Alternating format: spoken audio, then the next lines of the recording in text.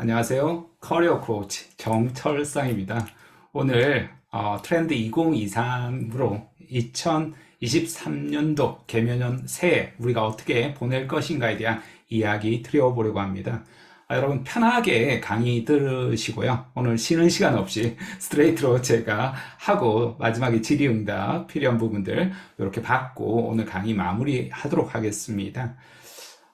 이제 저도 이 항상 트렌드 코리아 이 책을 요즘은 미리 예약 주문을 하잖아요. 예약 주문을 해서 가장 먼저 받고 가장 빠르게 읽었었던 것 같습니다. 이틀 만에, 하루 만에 다 읽을 수 있긴 했었는데, 바빠서 이틀 만에 읽었었는데요. 그 어떤 책보다도, 시리즈보다도 올해 책이 참 좋았습니다. 그런데 이걸 또 내용을 한번 이렇게 제가 정리를 하자라면, 이게 대부분 사람들이 이제 수동성과 이 또 타율성이 있잖아요.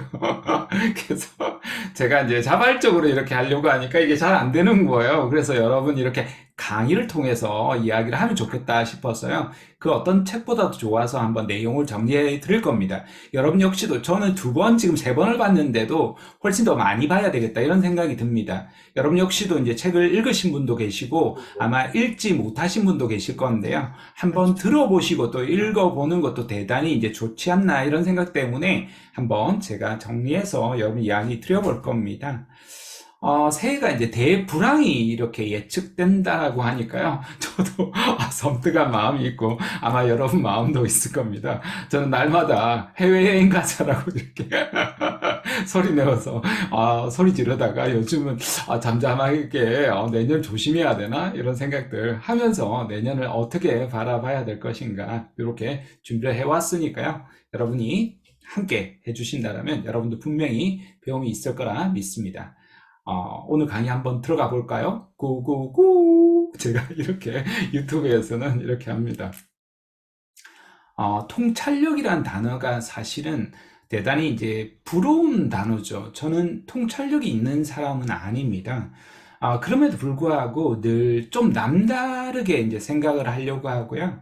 또 다른 사람의 관점을 항상 좀 들어보려고 합니다. 나이가 또 나이인지라 항상 자기 고집이 심해지는 시기이기도 하지만 그럼에도 불구하고 늘 제 자신을 반성하고 또 한편으로 이제 배움에 대한 노력을 잊지 않으려고 항상 노력해오는 과정에서 여러분도 오늘 만나게 되었고요. 사실 제 삶도 그렇게 많이 바뀌었기 때문에요.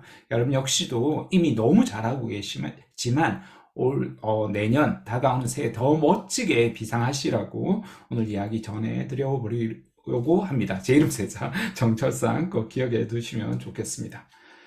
자, 오늘 크게 한 네 가지 이야기를 가지고 왔습니다.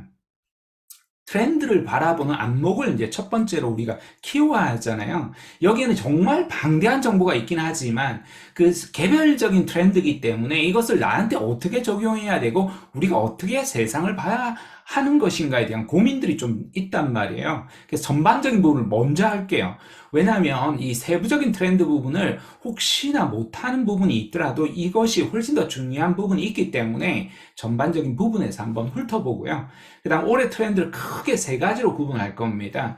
경제가 어떻게 바뀌고 있는지, 기술이 어떻게 바뀌고 있는지, 휴먼 트렌드가 어떻게 바뀌고 있는지에 대한 이야기를 가지고 오늘 전해 보겠습니다.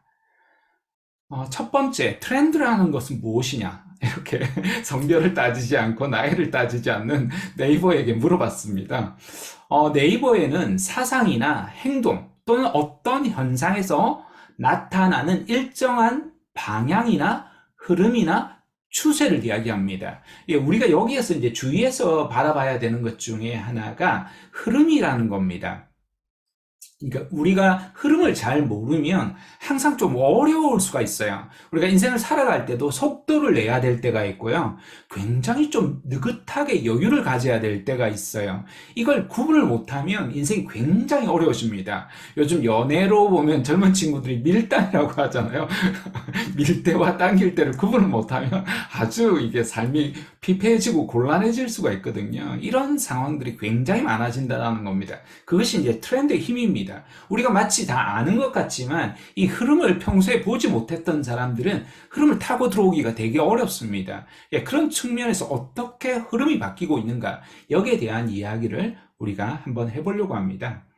지금 시대를 움직이는 커다란 변화의 흐름, 이 내자로 이렇게 구분하면요, 한 단어로 구분하면 비우카라고 볼 수 있습니다. 그러니까 지금 시대는요, 대단히 변동성이 강합니다. 어떻게 될지 모르는 겁니다. 환율도 마찬가지죠. 지금 여러분 아마 금리가 뛰어서 고정금리를 해놨던 사람들은 좋아할 거고, 변동금리가 이제 되는 사람들은 굉장히 위험하잖아요. 어떻게 이제 어느 정도까지 올라갈지, 미국에서 금리를 계속해서 올리고 있잖아요. 한국도 이제 이미 금리가 역전이 되어버렸죠. 금리뿐만 아니라 모든 것들이 변합니다. 그러니까 변하지 않는 것은 없다, 세상에. 이것이 이제 가장 큰 중심에 있습니다. 그 다음에 문제는 확실한 게 아무것도 없다라는 겁니다. 그러니까 여러분 일도 그렇고, 여러분의 직장도 그렇고, 여러분이 운영하는 사업도 그렇고, 여러분의 삶도 그렇다는 겁니다. 세상에서 어떤 것도 지금 확실한 것이 없는 굉장히 불확실한 시대에 살고 있습니다. 거기다가 아주 단순하지가 않습니다. 과거에 저희 부모님 세대나 저희 할아버지가 살던 시대에는 굉장히 단순 명료합니다. 먹고 사는 문제를 해결하면 되던 시대였죠. 하지만 지금의 세계는 굉장히 복잡성 계라고 하잖아요. 그 하나의 요인이 일으키는 나비가 폭풍을 일으키듯이 굉장히 복잡한 요인들이 얽혀 있다는 겁니다. 인생도 마찬가지입니다. 우리의 삶의 모든 것들이 아주 미세한 것들이 엄청나게 삶에 촉발하게 만드는 요인들이 있다는 겁니다. 그런 측면에서 우리가 이 복잡계라는 걸 한번 들여다볼 필요가 있거든요. 복잡계 속에서도 패턴이 있단 말이에요. 그런 패턴들을 한번 또 볼 필요가 있겠죠. 마지막으로 대단히 모호합니다. 과거에는 올바랐던 것이 더 이상 올바르지 않은 것들이 되게 많습니다. 그러니까 우리가 살아왔던 시대, 그러니까 우리가 자녀에게 가르치는 이 방향이 옳으냐라고 과연 주장할 수 있느냐? 사실 딜레마가 대단히 있는 문제입니다. 과거의 성공의 방식이 지금의 성공의 방식에도 적용될 수 있느냐? 대단히 어렵습니다. 모든 것들이 이제 가치나 이런 다양성의 시대에서 개치라고 하잖아요. 젊은 친구들, 개인 취향, 이런 것들이 너무나 이제 다양하게 달라졌기 때문에 무엇이 옳다, 그르다. 이게 정치, 경제, 사회, 교육, 결혼관, 이런 모든 것들이 다 바뀌고 있다는 겁니다. 애매모호한, 대단히 그런 규정하기가 어려운 이런 측면들을 비우카 시대라고 이야기를 합니다. 자, 이 속에서 우리가 이제 어떻게 이제 트렌드를 바라봐야 하는가에 대한 이야기를 한번 전해 드릴 건데요.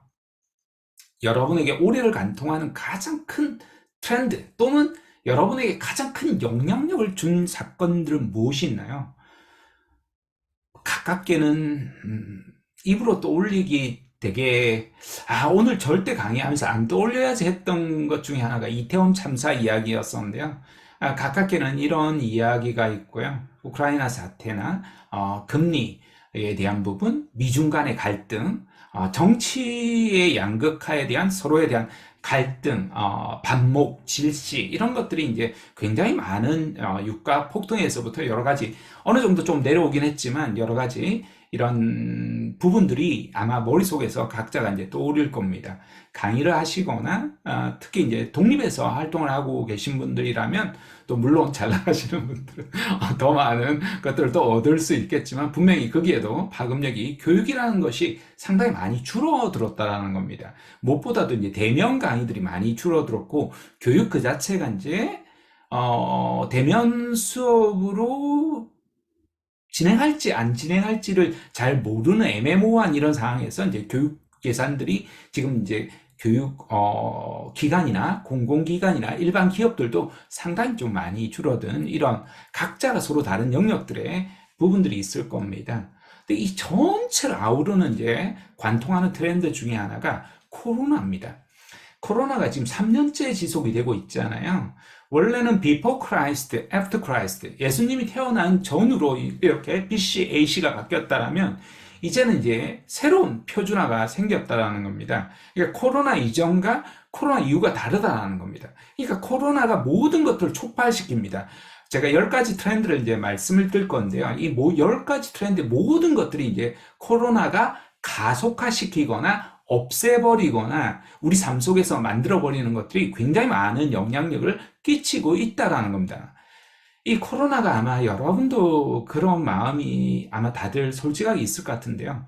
아마 지긋지긋한 마음이 있을 겁니다. 이게 설마 시작할 때는 한두 달이라고 생각했다가 한두 달이 아니라 1, 2년이 아니라 지금 3년째 지속이 되고 있잖아요. 물론 이제 엔데믹 이야기가 나오고 있고 내년에는 어떤 형태로든 뭐 지금 이제 다른 유럽하고 미국 쪽에서는 다 마스크를 벗고 있잖아요. 어떤 형태로든 내년에는 이게 종식은 될 거란 말이에요. 근데 문제는 이게 상황이 나아질 거냐는 거예요. 원래는 이 팬데믹이 끝나는 모든 시대에서는 유럽에 흑사병이 있었던 유럽 인구의 3분의 1이 절멸했었던 그 아주 어려운 그 시기에도 흑사병 이후로는 오히려 르네상스가 화려한 르네상스가 펼쳐졌다는 겁니다. 그래서 지난해까지만 해도 정말 이게 끝나고 나면 모든 삶이 다 좋아질 것이라고 나름대로 그 역경을 견뎌내려고 아마 각 분야에서 고군분투하지 않으셨을까 싶습니다. 근데 어떻게 되었습니까? 지금 전 세계적으로도 그렇고 한국 내부적으로도 그렇고 경제 전망을 모두 다 이제 하향 예상을 하고 있다라는 겁니다. 그러니까 뭐 유로나 중국이나 한국이나 미국이나 사실 이 정도만 한다라는 거 해도 사실 선방이지 않을까 싶을 정도로 경제 전망을 전부 다 하향치를 전망하고 있고 불경기를 지금 예상하고 있습니다. 여기에서 이제 중요한 것 중에 하나가 국가별로 그리고 기업별로 개인별로 다를 거라는 겁니다. 물론 이 코로나 시기에도 아시겠지만 더 잘 되는 데는 더 잘 되고 있어요. 그러니까 미리 준비가 되어 있고 그 상황에 준비를 못했더라도 빠르게 적응한 사람들은 훨씬 더 높은 효율을 만들어내고 있다는 겁니다. 반대로 미리 준비하지 못한 국가나 기업이나 개인들은 어떻습니까? 코로나 시기에 이제 안팎으로 힘들게 되는 겁니다. 준비가 이제 적응도 못한 이 시기에서 오히려 더 어려워지는 거죠. 거기다가 코로나가 해제되고 나면 이게 모두가 그나마 마스크 끼고 불편한 그 삶들을 감수하는 가운데서 좀 그 나름대로 비슷한 느낌을 가졌더라면 완벽하게 이제 달라지는 더 어려움이 이제 생긴다는 겁니다. 그런 측면에서 우리도 충분히 이제 대비해야 될 부분이 있다, 볼 수 있다는 거죠. 자, 그러면 나를 둘러싼 이 세상이 도대체 어떻게 변화하고 있는가? 우리가 한번 들여다볼 필요가 있는데요. 미래를 예측하지 못해서 실패했던 기업, 대표적인 기업, 디지털 카메라를 최초로 개발하고도 실패한 기업. 여러분 많이 들어보셨죠? 어딘가요? 화면에 항상 질문에 답이 나오잖아요. 화면에 보면 코닥이라는 회사가 나옵니다. 저희가 대학을 다닐 때는 다들 필름 카메라를 가지고 다녔죠. 뭐 동기생이 100명이니까 24판짜리 필름을 가지고 오면 3박 4일 동안 24판을 찍을 수 있는 거죠. 24판. 근데 너무나 마진율이 높다 보니까 이 디지털 카메라 출시를 늦추다가 이스트만 코닥이라는 회사는 2001년도에 파산하게 됩니다. 지금 우리가 사용하고 있는 이 스마트폰 최초로 개발한 업체는 어디입니까? 많은 사람들이 애플이라고 이야기합니다. 제가 농담으로도 항상 이야기하는데요. 애플은 과실을 따먹은 거죠. 남들이 만들어 놓은 혁신, 기술을 가지고 한입 베어 먹은 거죠. 여러분, 우리가 모든 것들을 혁신적으로, 주도적으로, 압도적으로 먼저 나아간다는 것은 대단히 어렵습니다. 기업조차도 어려운데요. 한 개인은 그것은 불가능에 가까울 정도로 어려운 일입니다. 그러면 우리는 어떻게 해야 되느냐? 그런 혁신적인 도구들을 우리가 활용하고 해야 됩니다. 이 스마트폰도 어떻게 쓰느냐가 이에 따라서 독이 될 수도 있고 득이 될 수도 있는 거죠. 그런 것처럼 여기에 최초로 개발했던 업체가 노키아입니다. 노키아. 이 노키아라는 회사 여러분 이름을 기억하시는 분이라면 나이가 조금 있으신 분일 거고 기억을 못하는 분이라고 하면 젊으신 세대라고 볼 수 있겠죠. 제가 노키아를 비유할 때 주로 이제 성적으로 많이 비유합니다. 여러분 학교 다니면서 반에서 1등 하기도 힘들잖아요. 전교 1등은 더 힘들죠, 그죠? 여러분 사는 지역 내에서 1등 또는 전국 대회에서 1등 여러분 해보셨습니까? 대단히 어려운 일이죠. 여러분 전 세계에서 1등을 한다. 얼마나 어려운 일이겠습니까?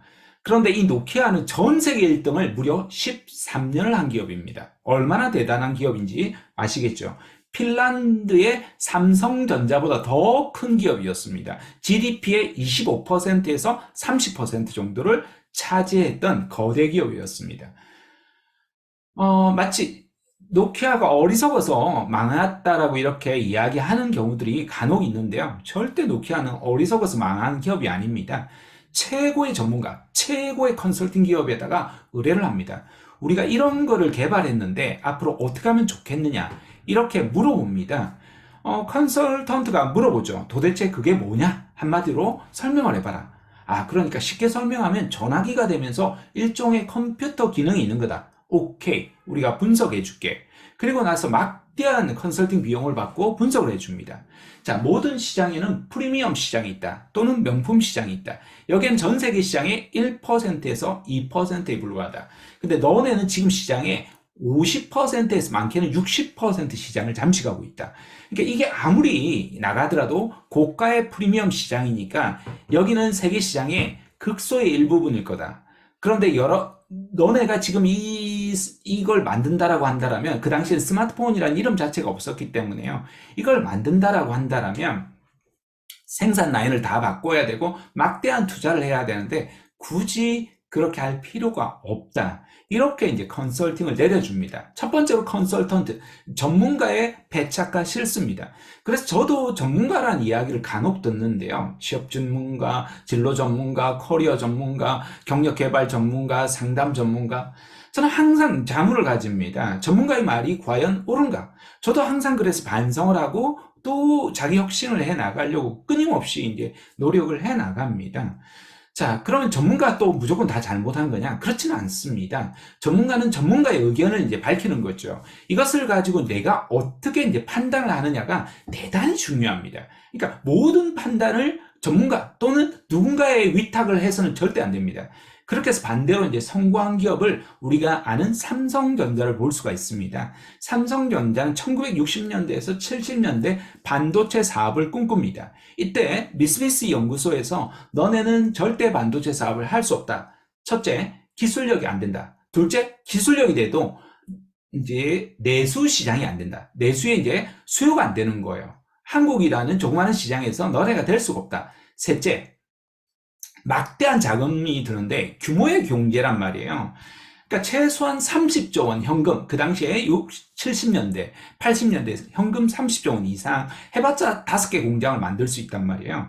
그걸로 너네가 투자를 했다가 망하면 삼성그룹 통째가 다 날아간다. 그럼에도 불구하고 삼성전자 고 이병철 회장과 이건희 회장은 과감한 투자를 합니다.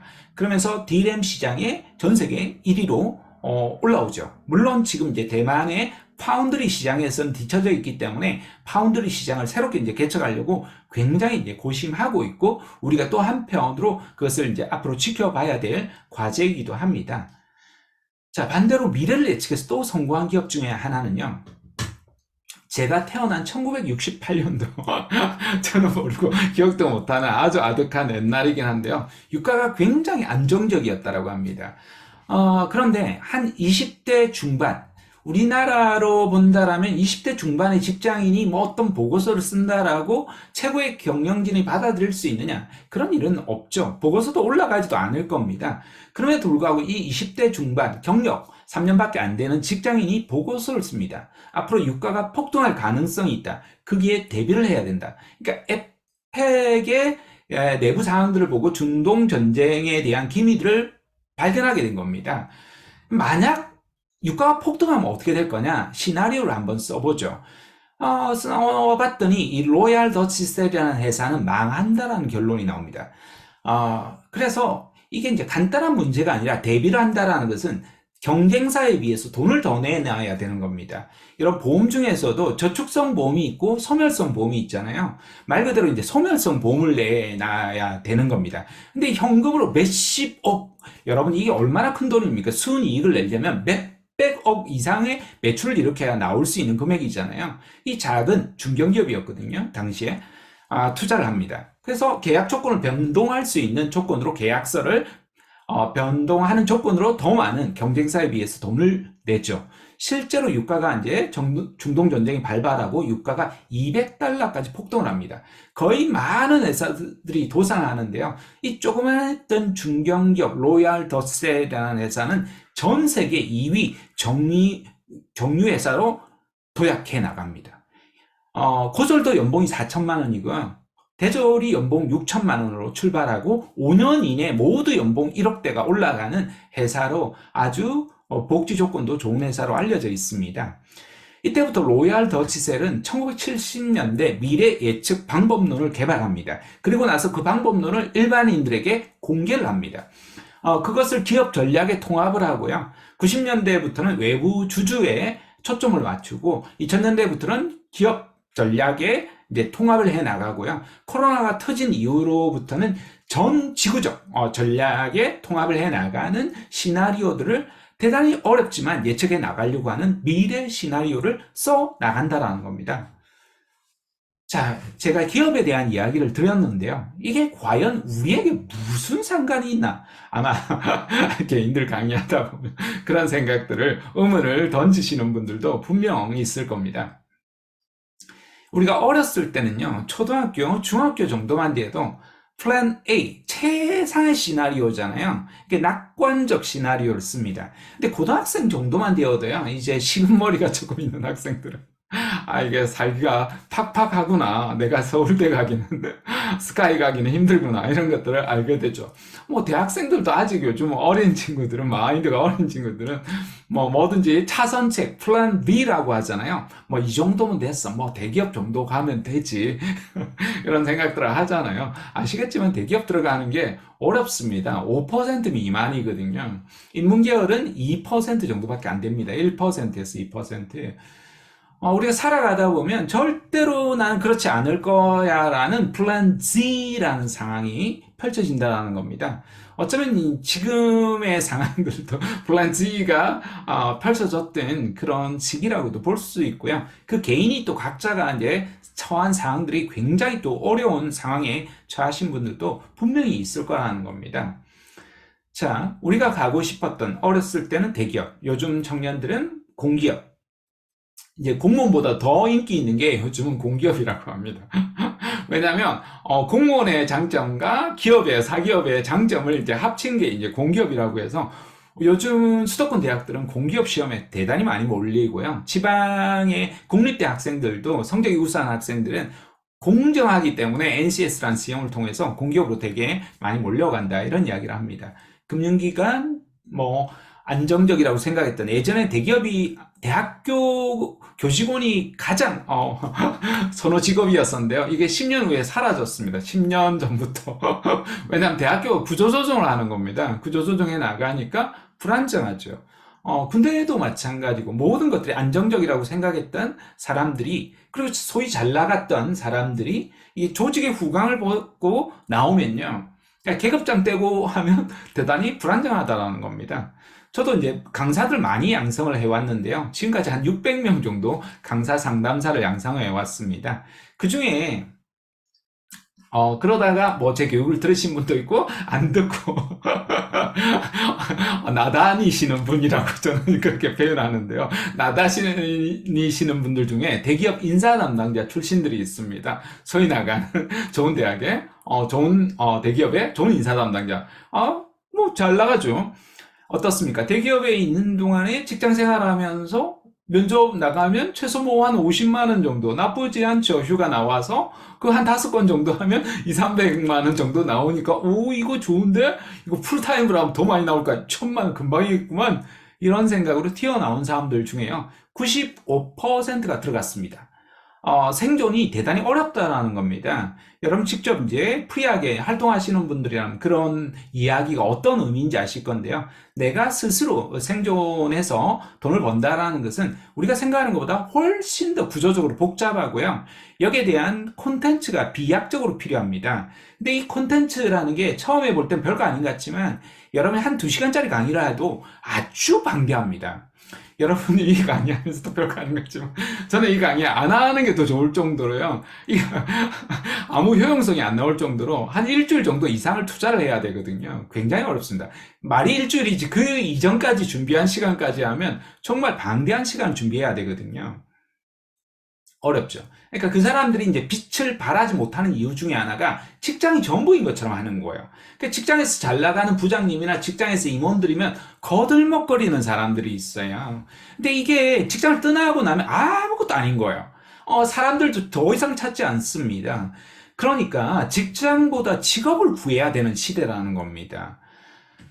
그러니까 직장이 영원히 지금 책임을 지는 그런 시대는 끝났다라는 겁니다. 이미 이제 IMF가 지나오면서 모든 것들이 이제 직장이 더 이상 책임을 지지 않는 시대입니다.